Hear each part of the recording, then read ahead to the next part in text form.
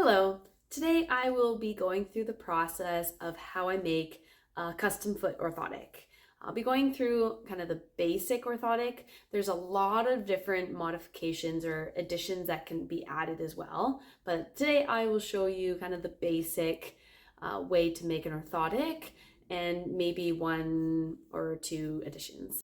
There are also a lot of styles that you can make. You can make plastic versus softer ones, so harder versus softer. You can make full length, half length, 3/4 length. But today I will show you a full length orthotic and a plastic or a semi-rigid or a harder device. What you see on the right-hand side are the actual casts. So we want to fill that with plaster, and that's what I'm mixing here. So it's a mixture of water and plaster. The plaster is either dental plaster or pottery plaster, something like that. So we mix it all together and then pour it into the casts. Then here I'm shaking it, making sure all the bubbles are out of the cast, and that will provide a stronger cast. Once the cast has been solidified and it's hard, then we can remove all of the foam. So here I'm moving the foam, and this is just a wire brush that I'm using. I got it from the dollar store, but I'm sure you can find it at a hardware store. So I'm just removing all of the foam here. Once everything's removed, then this is a flat rasp that I'm using. So I am straightening the edges, taking off the extra on the top, and also smoothing out the heel as well. Now I'm also smoothing out the bottom so that it's flat. This is so the cast doesn't crack when I'm vacuum forming things later on. So next I'm using a curved rasp, and that's to take off a lot of the edges around the outside of the cast, and so there are no sharp edges. And I'm also taking off any imperfections on the arch, any bumps that shouldn't be there. And then once the cast is clean, then I do some markings. That just helps me figure out where to grind the shell, and if any additions need to be added before the shell goes on. Once that's done, then we do the exact same thing on the other side. After I'm done on the second side, I do compare from right to left, and that's mainly just to make sure that the arch looks appropriate and there isn't anything glaring that I need to change. Once the cast is done, then we figure out what material needs to go on it. In this case, it's the plastic, so I am drawing a line to see where the plastic needs to be cut. Then use the bandsaw to cut the material. And then also I will take off the corners on the one end, and that's for the heel. That just helps prevent any extra buckling or creasing around the heel. Then I roughen just the one side. That's because I want the visible side to be smooth so it looks a little bit nicer, but the other side is rough to help the materials stick a little bit better. Then we heat up the plastic.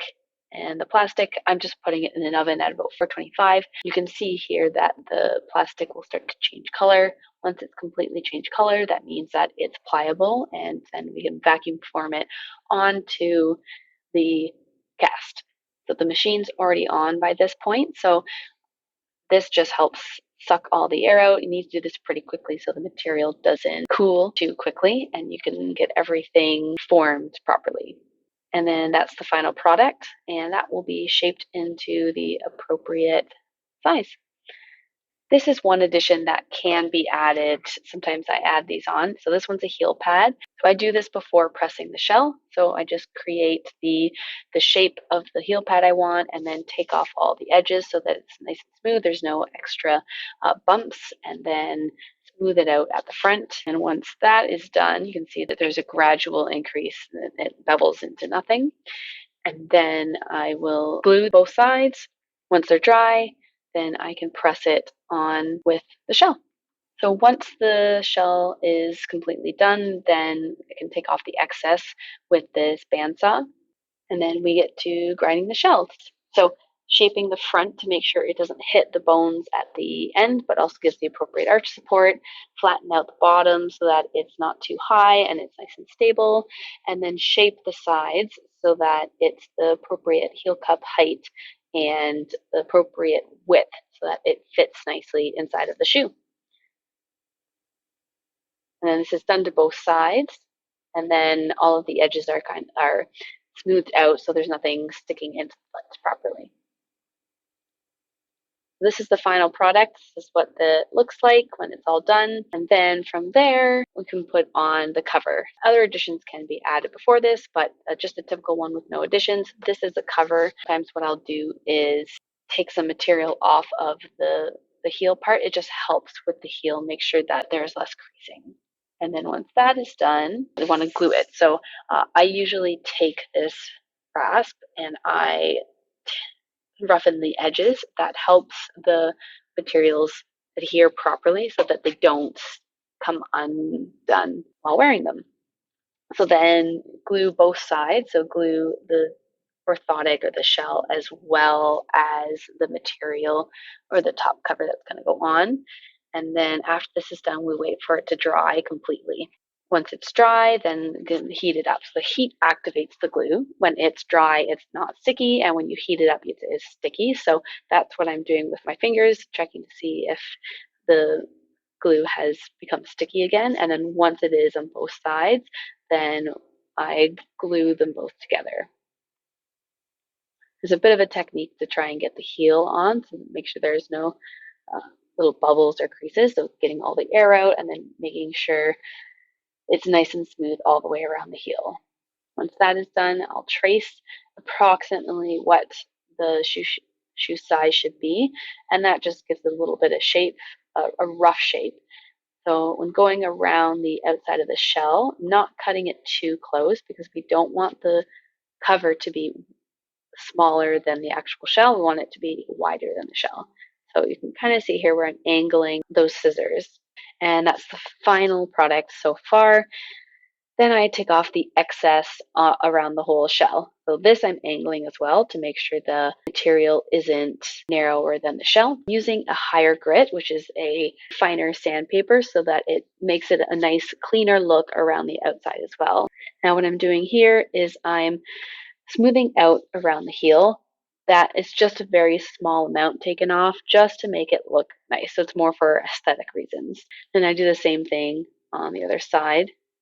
And then this is something that I do. I just put a little material to help with the transition between the top cover and the shell.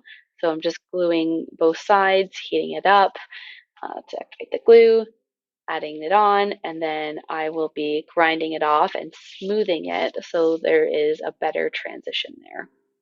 After that, I can put the bottom cover on. So this is what I do with all material. I figure out the exact amount that I need, cut it off, and then we will be gluing those so that they can be stuck on the bottom.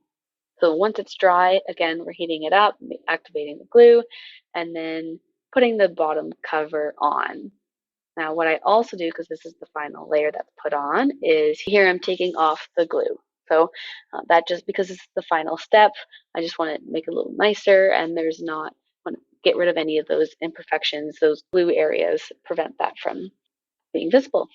So that's what it looks like before shaping it and getting rid of all the excess dust. Now that it's done, I'm tracing it. So these are somebody's old orthotics, so just using it as a template. So line it up, trace it, trim it, and then that will give the shape that we need for the orthotic. And once that's done, then just use the grinders and make it look a little bit nice, making sure there's no rough edges around the outside, and then beveling it so that it fits a little nicer inside the shoe and it looks a little bit nicer from the top. And there's the final product. Here's what the final product looks like once it's all been shaped and cleaned off. You can see that there's not a lot of dirt there anymore, any dust, and it's been shaped into the shoe shape. So that is the process of making an orthotic, just kind of a basic orthotic. If you do have any questions, feel free to reach out and I would be happy to help.